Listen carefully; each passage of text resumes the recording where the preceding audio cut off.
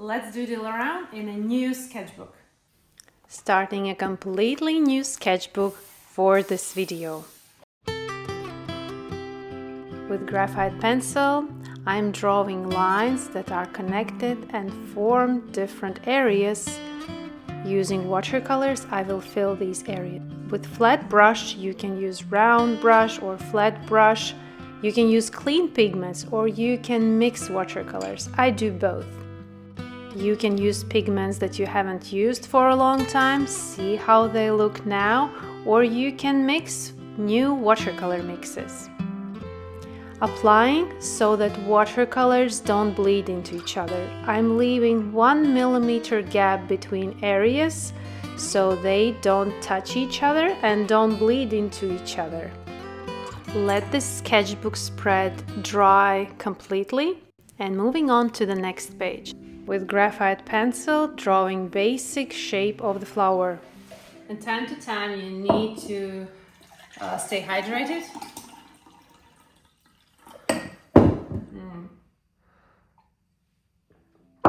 Let's continue.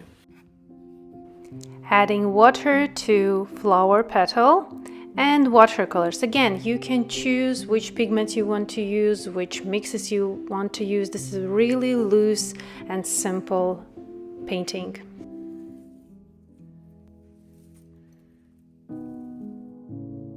For my next page, I gathered flowers from nearby flower field, and these are really simple little flowers. Here I'm concentrating on color, form, and overall composition.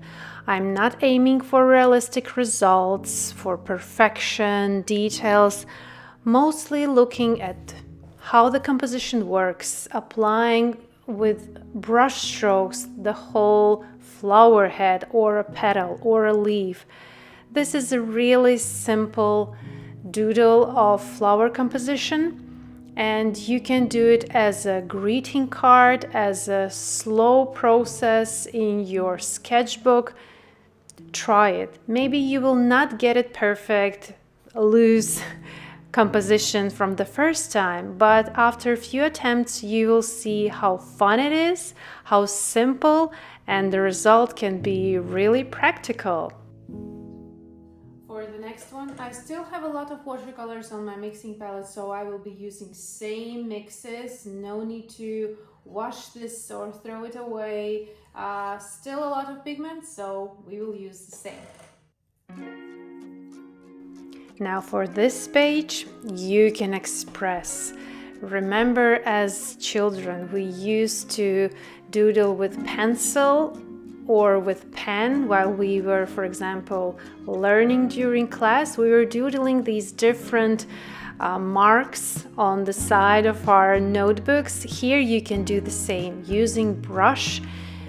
Try to paint as many different brush strokes, forms as you can imagine. Lines, dots, circles, little longer lines, little squares. Free your brush strokes here. Don't worry about the result.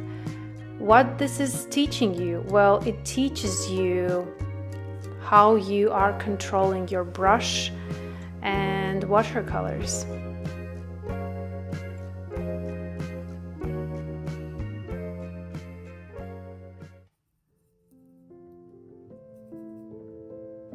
Practicing to paint leaf with one brush stroke.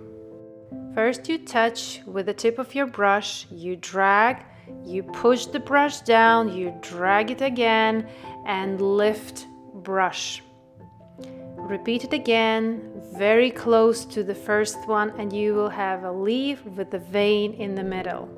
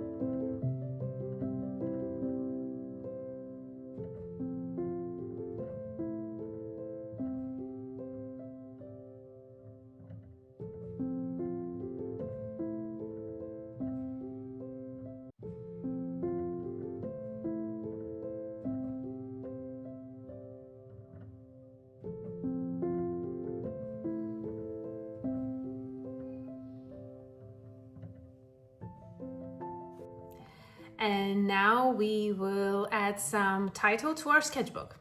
Maria? What? You will? I will.